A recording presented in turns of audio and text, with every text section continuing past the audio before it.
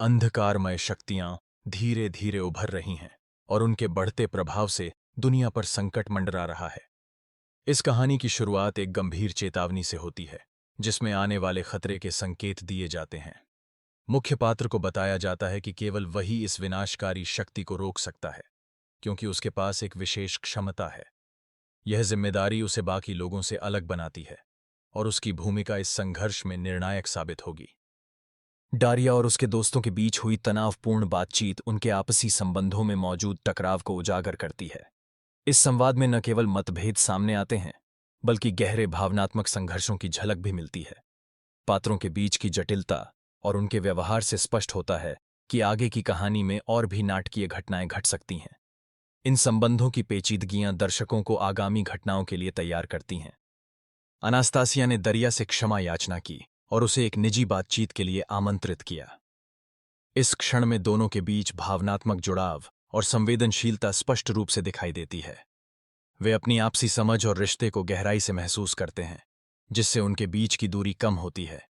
साथ ही वे शाम के लिए अपनी योजनाओं पर चर्चा करते हैं, जिससे उनके संबंध में नई उम्मीद और उत्साह आता है। यह दृश्य उनके रिश्ते के विकास और व्यक्तिगत भावनाओं के आदान प्रदान को दर्शाता है। कक्षा का वातावरण अब जीवंत हो उठता है, जहां यूरोपीय साहित्य में कला के विभिन्न प्रकार और अवस्थाएं चर्चा का केंद्र बनती हैं। शिक्षकों और विद्यार्थियों के बीच संवाद से स्पष्ट होता है कि असाधारण कहानियां सांस्कृतिक इतिहास में कितनी महत्वपूर्ण भूमिका निभाती हैं। ये कथाएं न केवल समाज के विचारों और मूल्यों को दर्शाती हैं, बल्कि समय के साथ बदलती परंपराओं और रचनात्मकता की झलक भी देती हैं। यूरोपीय साहित्य में ऐसी कहानियां अक्सर प्रेरणा का स्रोत बनती हैं और सांस्कृतिक पहचान को गहराई से प्रभावित करती हैं।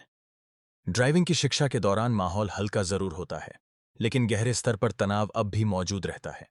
पात्र न केवल सड़क पर, बल्कि अपने जीवन की राहों पर भी आगे बढ़ने का प्रयास करते हैं। ये यात्राएं उनके विकास और चुनौतियों को उजागर करती हैं, जहां वे नए अनुभवों से सीखते हैं। इस प्रक्रिया में उनके संबंधों की जटिलता और व्यक्तिगत संघर्ष भी सामने आते हैं। एक अप्रत्याशित दुर्घटना के बाद घटनाओं को लेकर उत्पन्न हुई उलझन ने वास्तविकता और स्मृति पर कई सवाल खड़े कर दिए हैं।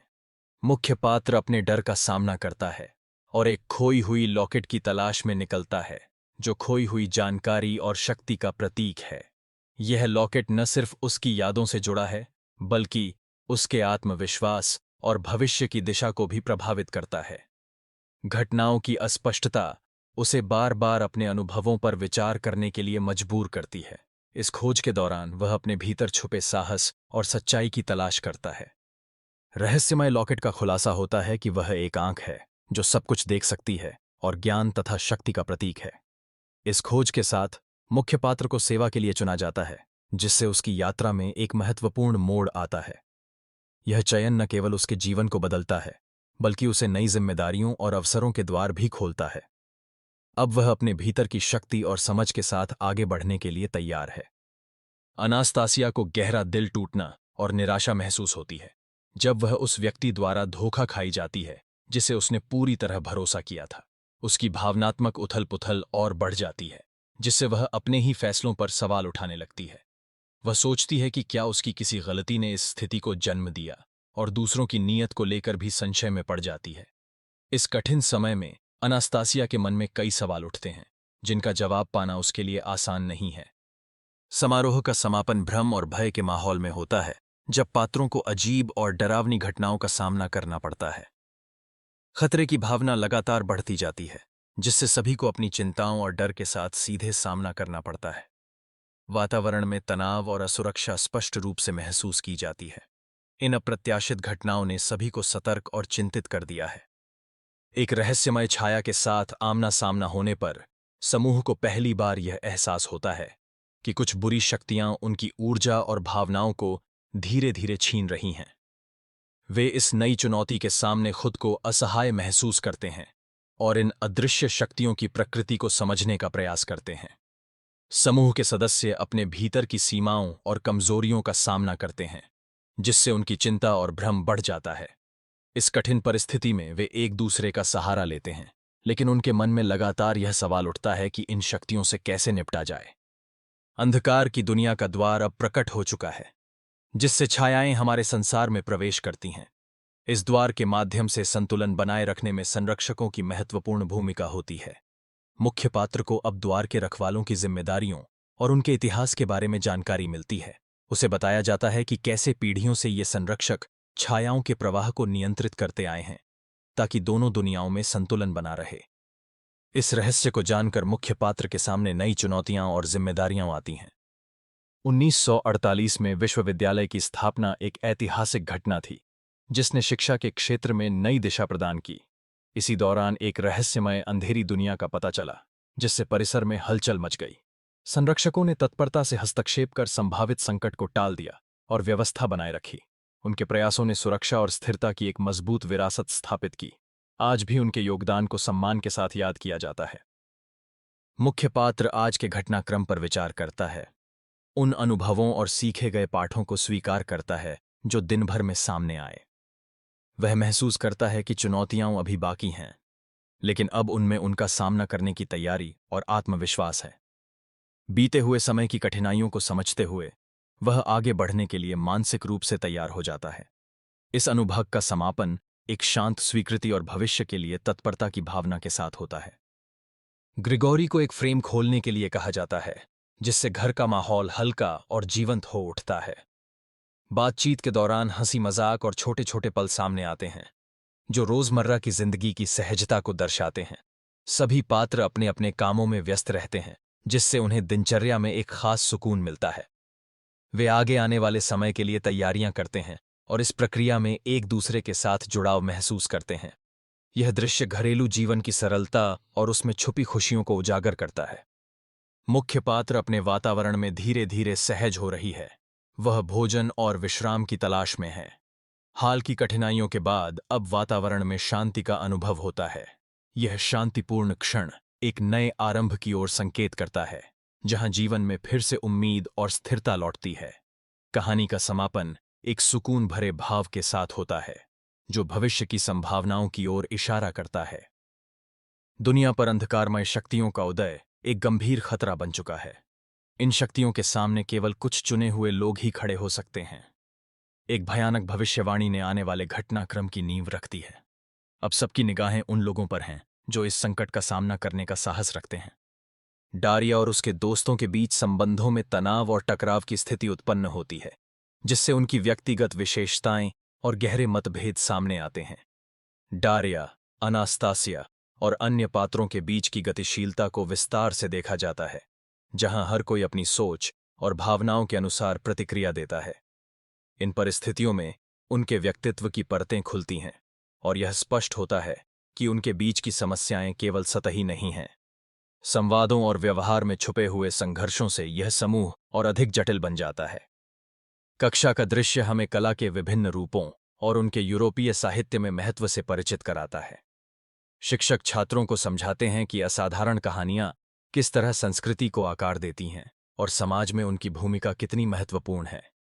इन कलात्मक अभिव्यक्तियों के माध्यम से लोग अपने विचार, भावनाएं और अनुभव साझा करते हैं। साहित्य में ऐसी कहानियां न केवल मनोरंजन प्रदान करती हैं, बल्कि वे सामाजिक मूल्यों और परंपराओं को भी मजबूत करती हैं। समूह एक ड्राइविंग पार्ट की शुरुआत करता है, जिसमें कई चुनौतियां और मजेदार संवाद सामने आते हैं। हर सदस्य अपने डर और उत्साह के साथ इस अनुभव में भाग लेता है, जिससे माहौल हल्का फुल्का और प्रेरणादायक बन जाता है। ड्राइविंग के दौरान हुई गलतियां और हास्यपूर्ण पल सीखने की प्रक्रिया को और भी दिलचस्प बना देते हैं।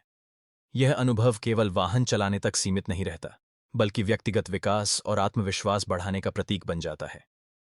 एक रहस्यमय दुर्घटना ने स्मृति और वास्तविकता को लेकर कई सवाल खड़े कर दिए हैं। डारिया अपने खोए हुए लॉकेट की तलाश में उलझन और डर से जूझ रही है। उसकी यादें धुंधली हो गई हैं, जिससे उसे अपने आसपास की घटनाओं पर संदेह होने लगा है। लॉकेट की खोज उसके लिए न सिर्फ एक वस्तु की तलाश है, बल्कि अपनी पहचान और सच्चाई को जानने की कोशिश भी है। लॉकेट का असली रहस्य सामने आता है जब पता चलता है कि यह ज्ञान और शक्ति का प्रतीक है। इसे धारण करने वाले को विशेष क्षमताएं प्राप्त होती हैं, जो साधारण लोगों के लिए उपलब्ध नहीं होती। डारिया को एक गुप्त समूह में शामिल किया जाता है, जहां उसे अपने नए दायित्वों और जिम्मेदारियों के बारे में बताया जाता है। अब उसके सामने एक नई दुनिया खुलती है, जिसमें उसे अपनी शक्तियों का सही उपयोग करना सीखना है। अनास्तासिया इस समय गहरे निराशा और दिल टूटने का अनुभव कर रही है। वह अपने संबंधों में हुई धोखे और भावनात्मक उथल-पुथल पर सोचती है, जिससे उसका मन बहुत व्यथित है। इस कठिन घड़ी में उसके मित्रों का समूह उसके साथ खड़ा है, उसे सहारा और हिम्मत देता है। उनका समर्थन अनास्तासिया को इस दर्द से उबरने में मदद करता है, जिससे वह धीरे-धीरे अपने भावनाओं को संभालने की कोशिश करती है। पार्टी का माहौल तनाव और अधूरी भावनाओं से भरा हुआ है। सभी पात्र अपने डर और चिंता का सामना करते हैं, जिससे वातावरण और भी गंभीर हो जाता है। उनके बीच संवाद में असहजता स्पष्ट रूप से दिखाई देती है और कोई भी पूरी तरह से खुलकर बात नहीं कर पा रहा। यह स्थिति आगे आने वाले संघर्षों की नींव रखती है, जहां भावनाएं और विचार टकराने वाले हैं। डारिया एक रहस्यमय छाया जैसी इकाई से सामना करती है, जिससे उसे अंधे ताकतों द्वारा उत्पन्न खतरों के बारे में पता चलता है। यह अनुभव उसे और उसके समूह को सतर्क कर देता है, और वे इन चुनौतियों का सामना करने के लिए अपनी रणनीतियों पर चर्चा करते हैं। सभी सदस्य अपने विचार साझा करते हैं ताकि वे मिलकर इन खतरों का सामना कर सकें। समूह की बातचीत से यह स्पष्ट होता है कि सावधानी और सहयोग ही उनकी सुरक्षा की कुंजी है। इस खंड में अंधकारमय दुनिया के पोर्टल्स की अवधारणा प्रस्तुत की जाती है, जिनके माध्यम से छायाएं हमारे संसार में प्रवेश करती हैं। इन पोर्टल्स के जरिए आने वाली छायाओं की शक्तियों पर कुछ सीमाएं भी होती हैं, जिससे वे पूरी तरह स्वतंत्र नहीं रह पातीं। पोर्टल्स की सुरक्षा के लिए संरक्षक नियुक्त किए गए हैं, जो इन द्वारों की रक्षा करते हैं और छायाओं के प्रभाव को नियंत्रित रखते हैं। संरक्षक न केवल पोर्टल्स की निगरानी करते हैं, बल्कि वे छायाओं के खतरे को भी समय रहते पहचान लेते हैं। इस तरह पोर्टल्स और उनके संरक्षक मिलकर अंधकारमय शक्तियों से दुनिया की रक्षा करते हैं। विश्वविद्यालय का इतिहास गहरे संसार से जुड़ा हुआ है, जिसकी शुरुआत उन रहस्यमय द्वारों की खोज से हुई थी।